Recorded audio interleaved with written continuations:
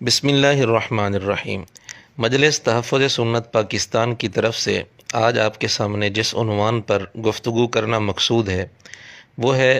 اشرف علی رسول اللہ والے واقعہ کی حقیقت۔ چونکہ مرزا جہلمی نے اس واقعہ کو بار بار اچھالا ہے اور لوگوں کے ذہن میں غلط فہمیاں پیدا کرنے کی کوشش کی ہے، اس لیے مناسب معلوم ہوا کہ اس واقعہ کی اصل حقیقت اور مرزا جہلمی کے اعتراضات کی اصلیت آپ کے سامنے واضح کر دی جائے۔ سب سے پہلے اصل واقعہ آپ کے سامنے پیش کیا جاتا ہے، پھر اس پر اعتراضات کا جائزہ لیا جائے گا۔ الامداد کے نام سے ایک رسالہ ہے جو تھانہ بھون سے جاری ہوتا تھا، اس کی جلد نمبر 3 اور شمارہ نمبر 8 ہے۔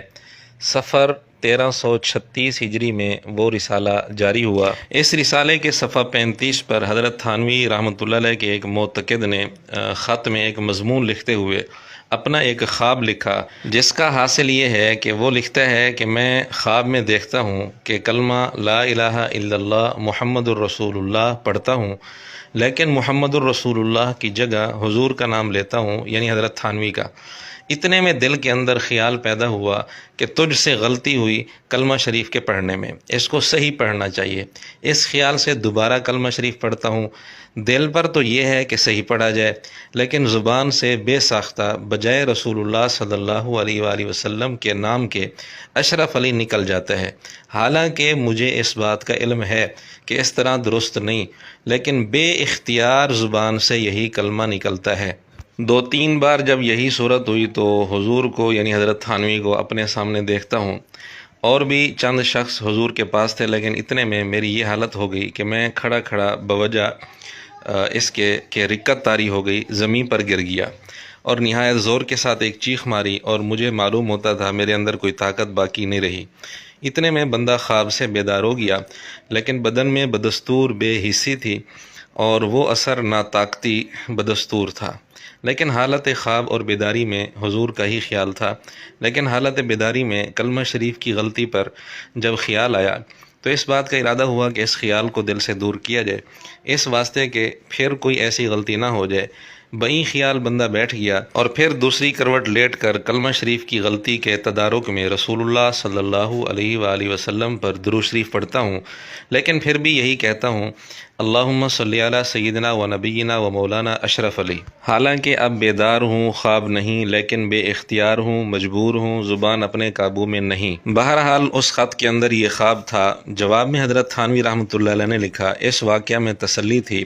کہ جس کی طرف تم رجوع کرتے ہو وہ بعونہ تعالی متبع سنت ہے۔ ناظرین، یہ تھا اصل واقعہ جو آپ کے سامنے پیش کر دیا گیا۔ اس میں تو کوئی شک کی بات ہی نہیں ہے کہ اشرف علی رسول اللہ یہ کلمہ کفریہ ہے، یہ بالکل ایک واضح سی بات ہے، اس کا تو کوئی انکار ہی نہیں کر سکتا۔ اور اس واقعہ سے یہ بات بھی روز روشن کی طرح واضح ہو گئی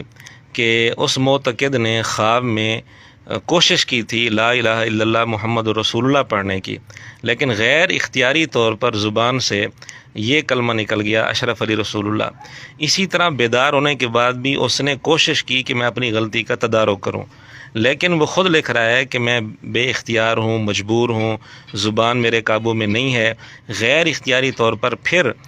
نبی پاک صلی اللہ علیہ وآلہ وسلم کی جگہ حضرت تھانوی کا نام نکل گیا۔ اور کفریہ کلمہ کسی کی زبان سے غیر اختیاری طور پر نکل جائے اور پھر بالخصوص وہ اس پر پریشان بھی ہو، نادم بھی ہو، تو ایسی صورت میں اس پر نہ کفر کا فتویٰ لگے گا اور نہ ہی گناہ گار ہونے کا فتویٰ لگے گا۔ جب وہ گناہ ہی نہیں ہے تو اس کو یہ بھی نہیں کہا جا سکتا کہ تو توبہ کر، کیونکہ توبہ تو ہوتی ہے جب کوئی گناہ ہو یا کفر کا ارتکاب ہو جائے۔ تو اس نے نہ کفر کیا ہے نہ ہی گناہ کا ارتکاب کیا ہے، بلکہ غیر اختیاری طور پر کفریہ کلمہ اس کی زبان سے اگر سرزد ہوا ہے تو اس پر اس کو ندامت ہے اور وہ پریشان ہے۔ اور یہ بات تو خود مرزا جہلمی بھی مانتا ہے کہ ہم اس آدمی پر جس نے خواب دیکھا تھا یا بیداری میں غیر اختیاری طور پر کلمہ پڑھا تھا اس پر ہم فتویٰ نہیں لگاتے۔ یہ بات تو خود مرزا جہلمی بھی مانتا ہے، اس کا ثبوت ہم آگے چل کر دیں گے۔ اور دوسری بات یہ ہے کہ خواب میں وہ آدمی کوشش کر رہا ہے صحیح پڑھنے کی، لیکن پھر اس کی زبان سے کلمہ غلط نکل جاتا ہے۔ یہ کوشش کرنا، حالانکہ خواب میں انسان کا اختیار ہی نہیں ہوتا، لیکن اس کے باوجود خواب کے اندر اس کا یوں کوشش کرنا یہ ایک اچھی علامت ہے، یہ اس کے نیک ہونے کی علامت ہے کہ وہ خواب میں بھی کوشش یہی کر رہا ہے کہ میں صحیح کلمہ پڑھوں۔ پھر جب وہ خواب سے بیدار ہوتا ہے تو اس کے ذہن میں یہ بھی آ سکتا تھا کہ کوئی مسئلہ نہیں، وہ مطمئن ہو جاتا، ابھی خواب تھا، غیر اختیاری تھا، میرے اختیار میں نہیں، بلکہ اب بھی وہ پریشان ہے اور اس کی یہ کوشش ہے کہ میں اس غلطی کا تدارک کروں۔ پھر وہ کوشش کرتا ہے لیکن غیر اختیاری طور پر پھر اس کی زبان سے غلط کلمہ نکل جاتا ہے، کفریہ کلمہ نکل جاتا ہے، تو یہ غیر اختیاری طور پر نکلتا ہے اور پھر اس پر وہ نادم بھی ہے، اس کو غلط بھی سمجھ رہا ہے، اس کو کفریہ بھی سمجھ رہا ہے، اس پر شرمندہ بھی ہے، تو ایسی صورت میں اس پر کوئی فتویٰ نہیں لگ سکتا، اور یہ بات مرزا جہلمی خود تسلیم کرتا ہے۔ تو یہ تو بات تھی خواب دیکھنے والے کے متعلق۔ اب بات رہ گئی حضرت تھانوی رحمۃ اللہ علیہ کے جواب کی۔ انہوں نے جواب میں لکھا کہ اس واقعے میں تسلی ہے کہ جس کی طرف تم رجوع کر رہے ہو وہ متبع سنت ہے، یعنی جواب کا حاصل یہ ہے کہ انہوں نے خواب دیکھنے والے کو تسلی دی ہے۔ اس پر مرزا جہلمی کو اعتراض ہے کہ حضرت تھانوی کو چاہیے تھا کہ وہ تسلی دینے کی بجائے اس کو ڈانٹتے اور اسے کہتے کہ تو توبہ کر، تجھ پر شیطان مسلط ہو گیا۔ یہ ہے مرزا جہلمی کا اعتراض۔ اس کے علاوہ اور بھی کئی سارے اس نے اعتراضات اور الزامات لگائے ہیں، اس لیے ہم صحیح احادیث سے اور خود مرزے کے گھر سے یہ بات ثابت کریں گے کہ ایسے موقع پر جب انسان سے کفریہ کلمہ غیر اختیاری طور پر صادر ہو تو وہ پریشان ہو کر آئے کسی کے پاس تو اگلے آدمی کو تسلی دینی چاہیے یا ڈانٹنا چاہیے۔ شریعت کی تعلیم یہ ہے کہ تسلی دینی چاہیے۔ اس پر ہم احادیث سے بھی دلائل پیش کریں گے اور مرزے کے گھر سے بھی ثبوت پیش کریں گے۔ یہ واقعہ رسالہ الامداد ماہ صفر 1336 ہجری میں موجود ہے۔ جب یہ رسالہ شائع ہوا تو بعض لوگوں نے اس پر اشکال کیا، تو 3 مہینے کے بعد جمادی الاخری والے شمارے میں اسی رسالے کے اندر حضرت نے اس کی مزید وضاحت فرمائی۔ اس وقت بھی بعض مخالفین کی طرف سے چند اعتراضات ہوئے تھے۔ ایک اعتراض یہ بھی تھا کہ جی اس جواب کے اندر نبوت کا دعویٰ کرنا مقصود ہے، حالانکہ اس جواب میں دور دور تک دعوے نبوت کا کوئی نام و نشان نہیں۔ بہرحال اس کی وضاحت کرتے ہوئے جمادی الاخری والے شمارے میں حضرت لکھتے ہیں کہ جواب میں اول سے آخر تک ایک لفظ بھی اس دعوے پر دلالت نہیں کرتا، بلکہ جواب میں لفظ متبع سنت خود اعتراف ہے کہ مجیب کو یعنی حضرت تھانوی کو حضور اقدس صلی اللہ علیہ وسلم کے ساتھ غلامی کی نسبت ہے۔ پھر حضرت نے اس کی مزید وضاحت کی کہ غور کرنا چاہیے، اگر یہی واقعہ اس زمانے کے مشہور مدعی نبوت کے سامنے پیش ہوتا تو کیا وہ اس کا یہی جواب دیتا جو آخر نے دیا ہے؟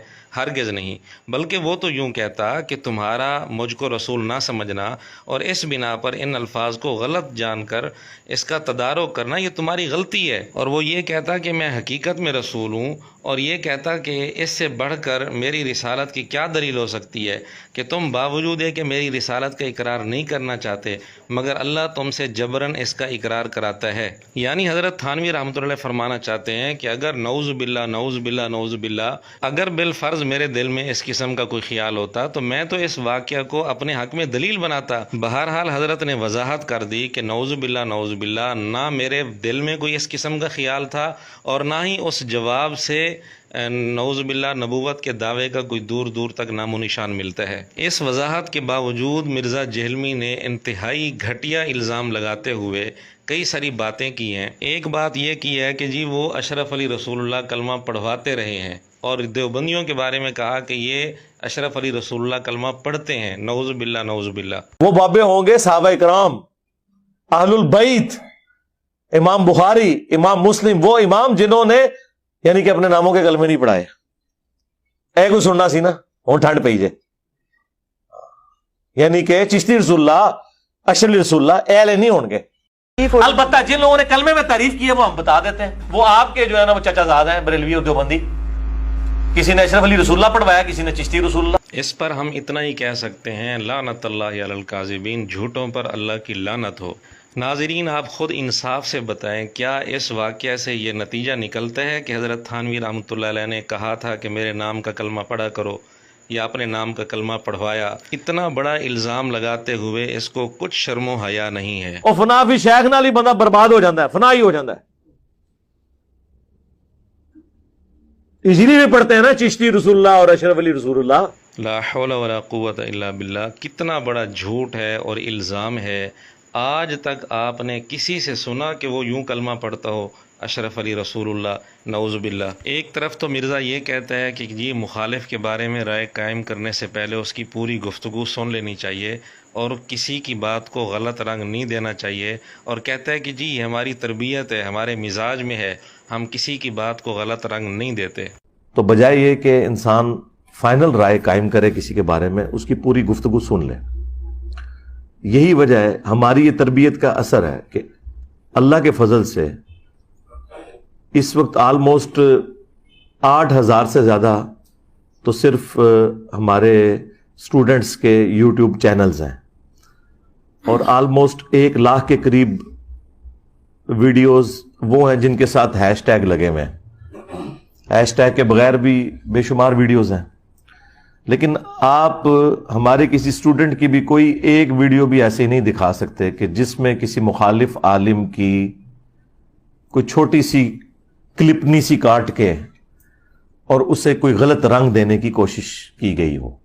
کیونکہ ہمارے مزاج میں یہ نہیں ہے، نہ یہ تربیت کی ہے کسی۔ جی ناظرین، آپ نے مرزے کی بات سن لی، کس قدر تقوی دکھانے کی کوشش کر رہا ہے، جبکہ یہی بندہ ہم نے آپ کے سامنے ثابت کیا کہ اس واقعہ کو کتنا غلط رنگ دے کر کتنا بڑا جھوٹا الزام لگایا کہ جی وہ یہ کلمہ پڑھواتے تھے، اور کہا کہ یہ لوگ یہ کلمہ پڑھتے ہیں اشرف علی رسول اللہ، نعوذ باللہ۔ جب اس کا اپنا مزاج ہی گندا ہے تو دوسروں کی تربیت کیا کرے گا؟ تو ہم بھی یہاں پوچھ سکتے ہیں، کیا مرزے نے حضرت تھانوی رحمۃ اللہ علیہ کی پوری بات پڑھ لی تھی، ان کی پیش کردہ وضاحت پڑھ لی تھی؟ بلکہ انتہائی افسوس سے کہنا پڑتا ہے کہ مرزے نے اپنی ویب سائٹ ahlsunnatpak.com پر جو صفر 1336 والا شمارہ ہے جس میں یہ اصل واقعہ ہے، وہ PDF کی شکل میں اپلوڈ کیا ہوا ہے، لیکن حضرت نے جس شمارے میں وضاحت کی تھی، یعنی 3 مہینے کے بعد جمادی الاخری 1336 ہجری والا شمارہ،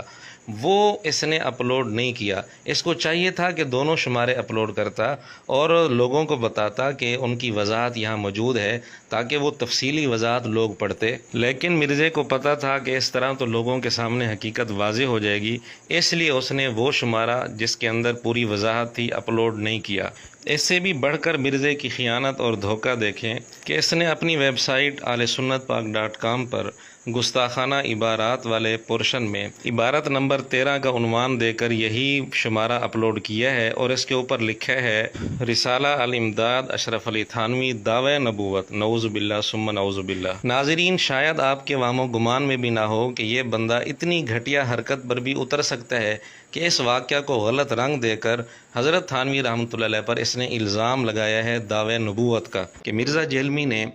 اس واقعہ کی بنیاد پر کتنے بڑے بڑے جھوٹے الزام لگائے ہیں۔ ایک یہ کہ انہوں نے یہ کلمہ پڑھوایا تھا، یہ بالکل جھوٹ ہے، جیسا کہ یہ بات واضح ہو چکی، اور اسی طرح اس کا یہ کہنا کہ یہ لوگ یہ کلمہ پڑھتے ہیں، یہ بھی بہت بڑا جھوٹا الزام ہے۔ اور اسی طرح اپنی ویب سائٹ پر یہ شمارہ جہاں اپلوڈ کیا ہے، اوپر عنوان دیا ہے اشرف علی تھانوی دعوی نبوت، یہ بھی بہت بڑا اس کا جھوٹا الزام ہے۔ حقیقت یہ ہے کہ اشرف علی رسول اللہ کفریہ کلمہ ہے، اس میں کوئی شک نہیں، لیکن چونکہ پڑھنے والا خواب میں پڑھ رہا تھا، پھر بیدار ہونے کے بعد غیر اختیاری طور پر اس کی زبان میں یہ کلمہ آ گیا، اس لیے حضرت نے اس پر کوئی فتویٰ نہیں لگایا۔ قرآن و سنت کے دلائل سے بھی یہی ثابت ہے، خود مرزے کی زبان سے بھی ہم ثابت کریں گے کہ غیر اختیاری طور پر کفریہ کلمہ اگر زبان سے نکل جائے تو اس پر کوئی فتویٰ نہیں لگتا۔ مرزا جیلمی نے اپنی ویب سائٹ پر یہ شمارہ اپلوڈ کیا ہے، لیکن اس میں بہت بڑی خیانت یہ بھی کی ہے کہ اپنی ویب سائٹ ahlsunnatpak.com پر مرزے نے یہ شمارہ جہاں اپلوڈ کیا ہے، ایک تو اوپر عنوان دیا ہے دعوی نبوت کا، یہ بہت بڑا جھوٹ تھا، پھر اس شمارے کے اندر جہاں یہ واقعہ لکھا ہے صفحہ 35 پر، تو جہاں کلمہ لکھا ہوا ہے اور کلمے میں اشرف علی کا لفظ ہے اس کو ہائی لائٹ کیا ہے، اور اسی طرح بیداری کا لفظ جہاں لکھا ہوا ہے اس کو بھی ہائی لائٹ کیا ہے، لیکن بڑا افسوس کہ جہاں بے اختیار کا لفظ لکھا ہوا ہے اور بے بس کا لفظ لکھا ہوا ہے، اور یہ لکھا ہوا ہے کہ زبان میرے قابو میں نہیں تھی، ان چیزوں کو ہائی لائٹ نہیں کیا، یہ بہت بڑی خیانت ہے، کیونکہ اگر یہ الفاظ ہائی لائٹ ہو جاتے تو مرزے کا مقصد پورا نہ ہوتا۔ اور اس سے بڑھ کر بڑے افسوس کے ساتھ کہنا پڑتا ہے کہ ایک طرف تو حضرت تھانوی رحمۃ اللہ علیہ کے رسالے سے ایک غیر اختیاری واقعہ نکال کر اس کو غلط رنگ دے کر مرزے نے حضرت تھانوی رحمۃ اللہ علیہ پر جھوٹے اور بے بنیاد الزام لگائے، اور دوسری طرف مرزا غلام قادیانی دجال کے متعلق مرزا یہ کہتا ہے کہ صحیح سند سے دعوی نبوت مرزا غلام قادیانی سے ثابت ہی نہیں ہے، نعوذ باللہ۔ مرزا غلام احمد قادیانی نے کہا کہاں خطا کھائی ہے جس سے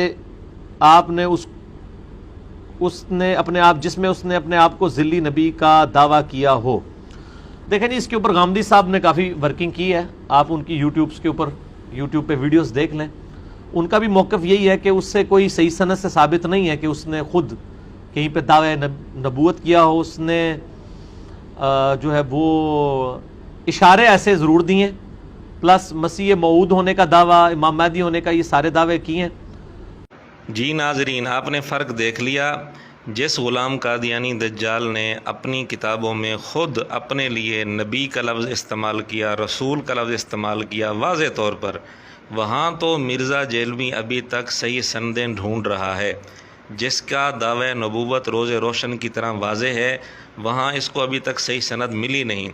اور حضرت تھانوی رحمۃ اللہ علیہ، جن کی عبارت میں دور دور تک کوئی دعوی نبوت کا نام و نشان نہیں تھا، اور اس جواب پر کسی مخالف نے اعتراض کیا تو حضرت نے اسی وقت وضاحت بھی کر دی تھی اور واضح لفظوں میں یہ بتا دیا تھا کہ نعوذ باللہ، میرے وہم و گمان میں بھی نہیں، نہ ہی جواب سے اس قسم کی بات معلوم ہوتی ہے، بلکہ میں نے تو متبع سنت کا لفظ لکھا ہے۔ اس وضاحت کے باوجود مرزا ابھی تک اڑا ہوا ہے کہ نعوذ باللہ انہوں نے دعوی نبوت کیا تھا، نعوذ باللہ انہوں نے کلمہ پڑھوایا تھا۔ اور مرزا غلام قادیانی دجال کے متعلق کہتا ہے کہ جی ابھی تک صحیح سند سے یہ بات ثابت نہیں ہوئی کہ اس نے دعوی نبوت کیا ہو، نعوذ باللہ۔ تو اس سے بڑھ کر منافقت اور کیا ہو سکتی ہے؟ اب ہم مرزا جیلمی اور اس کے شاگردوں سے ایک بڑا اہم سوال کرنے لگے ہیں کہ مرزا جیلمی کے بقول انہوں نے کلمہ پڑھوایا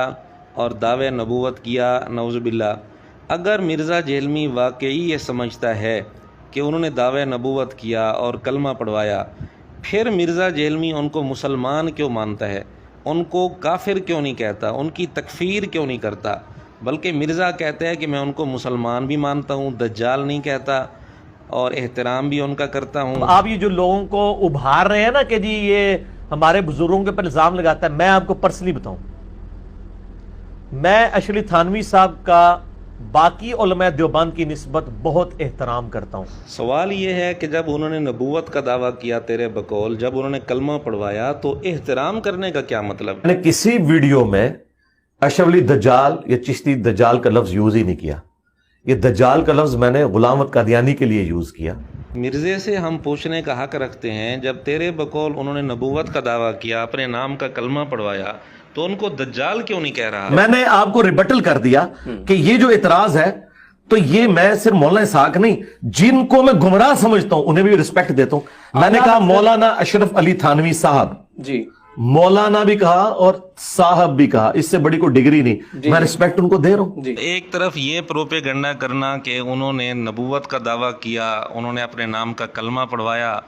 دوسری طرف یہ کہنا کہ جی میں ان کا احترام کرتا ہوں، ان کو کافر نہیں کہتا، ان کا نام احترام سے لیتا ہوں، ان کو مولانا کہتا ہوں، ان کو دجال نہیں کہتا۔ مرزے کی یہ باتیں خود بتا رہی ہیں کہ مرزا بھی سمجھتا ہے کہ میں نے ان پر یہ جھوٹے الزام لگائے ہوئے ہیں،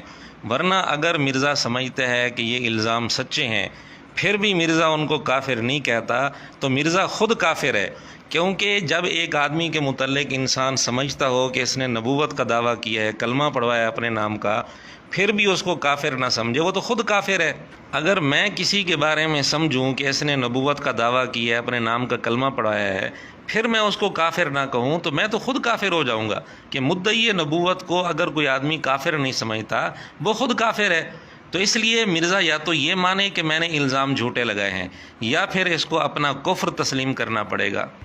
اس میں کوئی شک نہیں کہ اشرف علی رسول اللہ کفریہ کلمہ ہے، لیکن کفریہ کلمہ اگر غیر اختیاری طور پر زبان سے نکل جائے تو قرآن و سنت میں اس کا کیا حکم ہے، آج آپ کے سامنے یہی بات واضح کرنا مقصود ہے۔ قرآن و سنت سے معلوم یہ ہوتا ہے کہ اگر کفریہ کلمہ کسی کے خیال میں وہم دل دماغ میں آ جائے غیر اختیاری طور پر، اسی طرح زبان سے غیر اختیاری طور پر نکل جائے، یا خواب میں غیر اختیاری طور پر وہ کفریہ کلمہ زبان سے نکل جائے، تو ان ساری صورتوں میں اس پر نہ کفر کا فتویٰ لگتا ہے، نہ ہی گناہ گار ہونے کا فتویٰ لگتا ہے، بالخصوص جب وہ اس پر نادم، پشیمان اور افسردہ بھی ہو۔ صحیح مسلم حدیث نمبر 329 اور 330، ان دونوں حدیثوں میں یہ مضمون موجود ہے کہ سورہ بقرہ کے آخری رکوع کی پہلی آیت جب نازل ہوئی، اس میں الفاظ ہیں وَإِن تُبْدُوا مَا فِي أَنفُسِكُمْ أَوْ تُخْفُوهُ يُحَاسِبْكُمْ بِهِ اللَّهُ، کہ جو کچھ تمہارے نفسوں میں ہے تم ظاہر کرو یا چھپاؤ،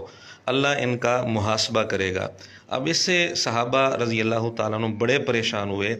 کہ دلوں میں، نفسوں میں تو غیر اختیاری طور پر بھی ایسے خیالات آ جاتے ہیں، اگر ان پر بھی محاسبہ ہو تو یہ تو ہمارے لیے بڑی پریشانی کی بات ہے۔ اس پر اللہ رب العزت نے تسلی دی اور اگلی آیت نازل فرمائی جس میں ہے لا یکلف اللہ نفسا الا وسعها، یعنی اللہ کسی کو بھی اس کی طاقت سے زیادہ مکلف نہیں بناتا، تو چونکہ غیر اختیاری طور پر دل کے اندر جو خیال آ جائے وہ انسان کے بس میں نہیں ہے، اس لیے ان پر اللہ رب العزت مواخذہ نہیں کریں گے، گرفت نہیں فرمائیں گے۔ اسی طرح صحیح مسلم حدیث نمبر 340 میں ہے کہ کچھ صحابہ رضی اللہ تعالیٰ عنہم نے ایک دفعہ حضور علیہ الصلوۃ والسلام کی خدمت میں حاضر ہو کر عرض کیا، ہم اپنے دلوں میں کچھ خیالات ایسے پاتے ہیں کہ ہم میں سے کوئی ان کو بیان نہیں کر سکتا، یعنی زبان پر نہیں لا سکتا۔ حضور علیہ الصلوۃ والسلام نے پوچھا کیا واقعی تم اس طرح پاتے ہو، یہ کیفیت ہوتی ہے؟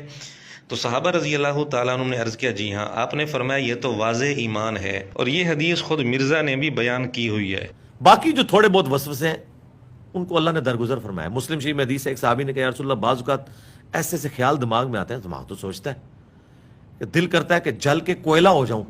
لیکن زبان پہ نہ لاؤں، فرمایا عین ایمان ہے۔ اب آپ خود سوچیں وہ خیالات کتنے برے ہوں گے کہ صحابی کہہ رہے ہیں میں جل کر کوئلہ ہونا برداشت کر سکتا ہوں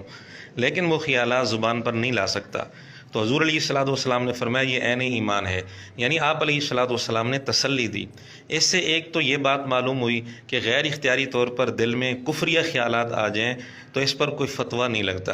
دوسری یہ بات معلوم ہوئی اگر کسی کے دل میں غیر اختیاری کفریہ خیالات آ جائیں اور وہ شرمندہ پریشان ہو کر کسی کے سامنے آئے اور اس سے پوچھے، تو سنت طریقہ یہ ہے کہ اس کو تسلی دی جائے، ڈانٹا نہ جائے، کیونکہ اس موقع پر آپ علیہ الصلوۃ والسلام نے ڈانٹا نہیں بلکہ تسلی دی ہے۔ تو حضرت تھانوی رحمۃ اللہ علیہ نے بالکل سنت طریقے کے مطابق اس آدمی کو تسلی دی، کیونکہ اس کی زبان سے غیر اختیاری کفریہ کلمہ نکلا اور وہ اس پر پریشان اور شرمندہ تھا۔ تو اس موقع پر سنت طریقہ یہی ہے کہ تسلی دی جائے، اس لیے حضرت تھانوی رحمۃ اللہ علیہ نے اس کو تسلی دی، جواب میں لکھا کہ اس واقعہ میں تسلی ہے۔ تو اس کو تسلی دینا یہ قرآن و سنت کی منافی نہیں بلکہ قرآن و سنت کے عین مطابق ہے۔ ہاں اگر کسی کی زبان سے غیر اختیاری کفریہ کلمہ نکلے یا دل میں غیر اختیاری کفریہ کلمہ آئے اور وہ اس پر خوش ہو، اس حالت پر، اس کیفیت پر، پھر تو اس کو ڈانٹنا چاہیے اور اس کو تنبیہ کرنی چاہیے، لیکن جو خود ہی پریشان ہو اس کو بجائے ڈانٹنے کے سنت طریقہ یہ ہے کہ تسلی دی جائے، اس لیے حضرت تھانوی رحمۃ اللہ علیہ نے بھی اس کو تسلی دی۔ اسی بات کو سمجھانے کے لیے دو حدیثیں آپ کے سامنے پیش کی جاتی ہیں۔ ایک حدیث میں ہے کہ آپ علیہ الصلوۃ والسلام نے غیر محرم عورت کو ہاتھ لگانے پر بڑی سخت وعید ارشاد فرمائی، وہ حدیث آپ مرزے کی زبان سے سن لیں۔ ایک اور حدیث ہے المعجم الکبیر طبرانی کے اندر اور سلسلہ احادیث صحیحہ میں شیخ البانی نے نقل کی ہے کہ اللہ کے محبوب صلی اللہ علیہ وآلہ وسلم نے فرمایا کوئی شخص کسی غیر محرم کو ہاتھ لگائے، صرف ہاتھ لگائے، اس سے بہتر ہے کہ اس کے سر میں لوہے کی کیل ٹھونک دی جائے۔ اس کا عذاب جو ہے وہ کم ہے کیل ٹھونکنے کا، لیکن اس کا جو عذاب ہے وہ اس سے بڑھ کر ہونے والا ہے۔ وَلِعَوْذُ بِاللَّهِ تَعَالَى۔ اب صحیح بخاری میں ایک حدیث ہے کہ ایک صحابی سے اس طرح کا فعل سرزد ہو گیا کہ اس نے غیر محرم عورت سے بوس و کنار کر لیا، لیکن اس پر فوراً پریشان ہوا، نادم ہوا اور آقا علیہ الصلوۃ والسلام کی خدمت میں ساری صورتحال جا کر عرض کی، تو اس پر اللہ رب العزت نے آیت نازل فرمائی جس میں اس کو تسلی دینا مقصود تھا کہ جب نیکیاں کرو گے، نماز پڑھو گے تو اللہ رب العزت یہ گناہ مٹا دے گا۔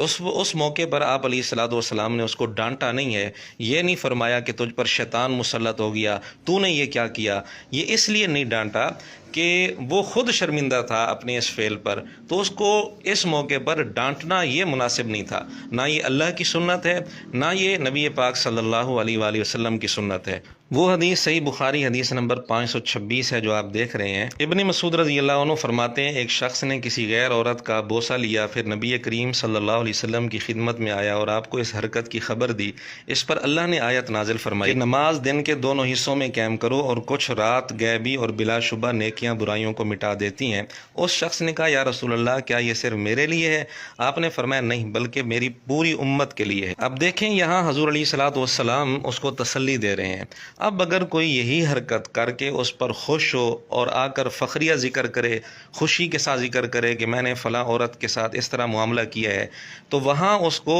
تسلی نہیں دی جائے گی بلکہ اس کو ڈانٹا جائے گا اور اس کو وعیدیں سنائی جائیں گی۔ لیکن اگر کوئی کسی سے یہ حرکت جذبات میں آ کر صادر ہو جائے اور وہ اس پر پریشان ہو، نادم ہو، شرمندہ ہو اور کسی کے سامنے آ کر یہ اپنی صورتحال بتائے، تو وہاں اس موقع پر اس کو تسلی دی جائے گی۔ اس لیے موقع کا فرق ہوتا ہے۔ اگر کفریہ کلمہ کسی سے غیر اختیاری طور پر صادر ہو جائے اور وہ اس پر شرمندہ بھی ہو، تو اس صورت میں اللہ کی سنت بھی یہی ہے، حضور علیہ الصلوۃ والسلام کی سنت بھی یہی ہے کہ اس کو بجائے ڈانٹنے کے تسلی دی جائے۔ اس میں کوئی شک نہیں کہ اشرف علی رسول اللہ کفریہ کلمہ ہے، لیکن غیر اختیاری طور پر اگر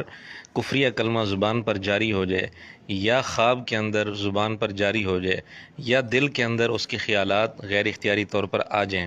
تو اس صورت میں شرعی طور پر کوئی فتویٰ نہیں لگتا، بالخصوص جب وہ آدمی اس پر پریشان ہو، شرمندہ ہو۔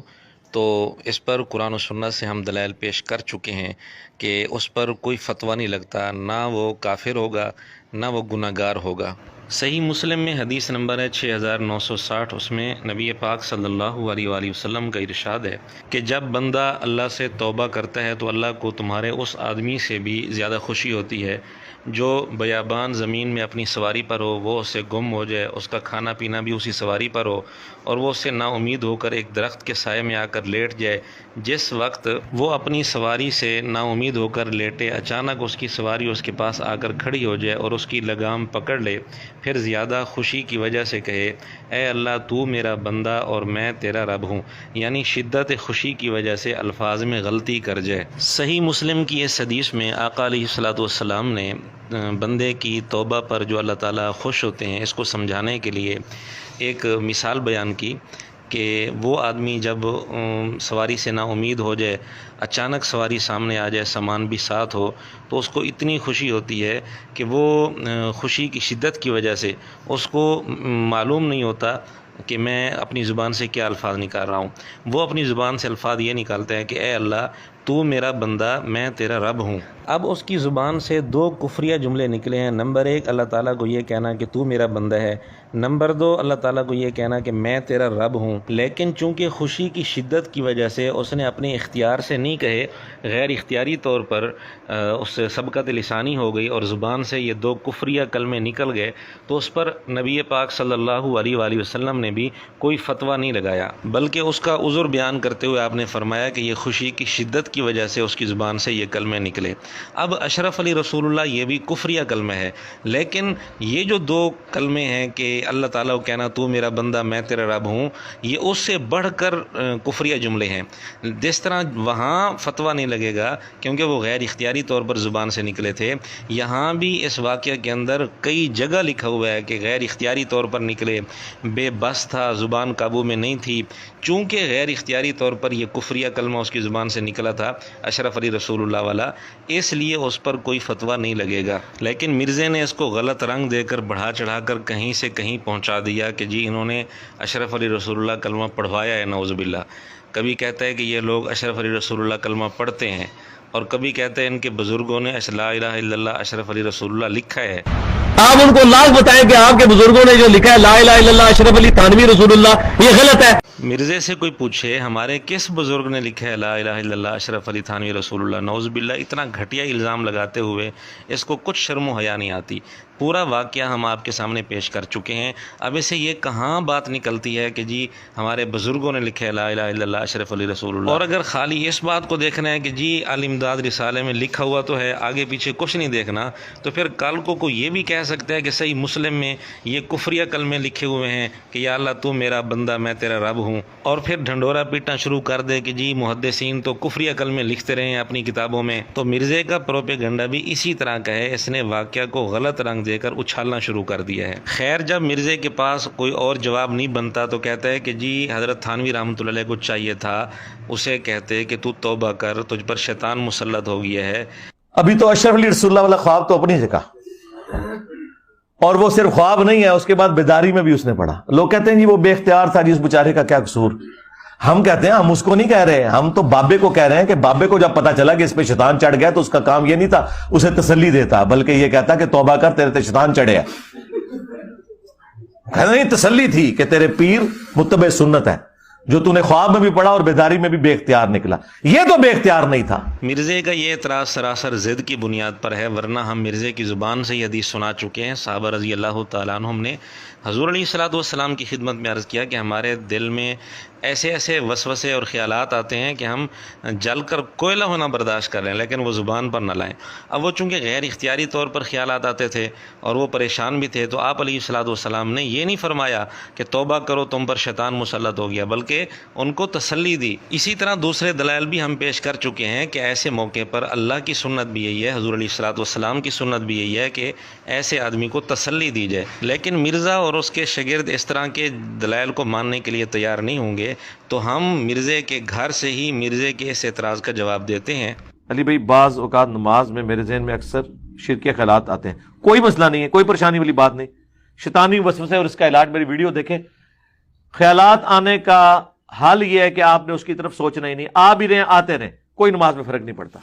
صحیح مسلم میں حدیث ہے، ایک صحابی نے کہا یا رسول اللہ، بعض اوقات ہمارے دل میں ایسا خیال بھی آتا ہے کہ ہم جل کر کوئلہ ہو جانا پسند کریں، لیکن یہ پسند نہ کریں کہ اسے اپنی زبان پر لے آئیں۔ تو آپ نے فرمایا یہ عین ایمان ہے۔ جی ناظرین، آپ نے دیکھ لیا، مرزے کے شاگرد نے اسے سوال کیا، اکثر مجھے شرکیہ خیالات آتے ہیں۔ تو مرزے کو چاہیے تھا نا جواب دیتا، اوے تو توبہ کر، تجھ پر شیطان مسلط ہو گیا ہے، لیکن مرزے نے ایسی کوئی بات نہیں کی، بلکہ مرزے کے الفاظ کیا تھے، کوئی مسئلہ نہیں، کوئی پریشانی کی بات نہیں۔ یعنی حضرت تھانوی اگر تسلی دیں یہ غلط ہے، اور مرزا خود تسلی دے یہ ٹھیک ہے۔ بطور نمونہ کے ایک اور مثال ہم آپ کے سامنے پیش کرتے ہیں۔ مرزے نے ایک جملہ بولا ہے کہ یہ ٹینشن اللہ کا کام ہے کہ وہ کس کو اٹھاتا ہے۔ اب آپ سائنٹیفک فیلڈ میں بھی آ جائیں، آئنسٹائن، نیوٹن، یہ کسی یونیورسٹی سے فارغ شدہ تو نہیں تھے۔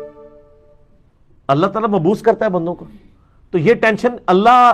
کا کام ہے کہ وہ کس کو اٹھاتا ہے۔ اب یہ جملہ کفریہ ہے کیونکہ اللہ ٹینشن سے پاک ہے، یہ مرزا جیلمی خود تسلیم کرتا ہے۔ توحید پہ جو اتنا زیادہ زور دیا جا رہا ہے، کوئی یہ نہ سمجھے کہ اللہ کو ٹینشن ہو جاتی ہے، نہیں، اللہ تو پاک ہے۔ جب اللہ ٹینشن سے پاک ہے تو یہ کہنا کہ یہ ٹینشن اللہ کا کام ہے کہ وہ کس کو اٹھاتا ہے، یہ کفریہ جملہ ہے۔ اب جیسے مرزا اولیاء کے بارے میں کہتا ہے کہ جی ہم 1 ٹن حسن ظن رکھ لیتے ہیں ان کے بارے میں، تو ہم بھی مرزے کے بارے میں 1 ٹن حسن ظن رکھ لیتے ہیں کہ یہ جملہ مرزے کی زبان سے غیر اختیاری طور پر نکلا ہے۔ لیکن آج تک مرزے نے یہ کبھی نہیں کہا کہ جب میں نے یہ جملہ بولا تھا تو مجھ پر شیطان مسلط ہو گیا تھا، میں توبہ کرتا ہوں، یہ کفریہ جملہ میرے منہ سے نکل گیا تھا، ایسی کوئی بات مرزے نے نہیں کہی۔ تو اس کا مطلب یہ ہوا کہ مرزے کے لینے کے باٹ اور ہوتے ہیں، دینے کے باٹ اور ہوتے ہیں۔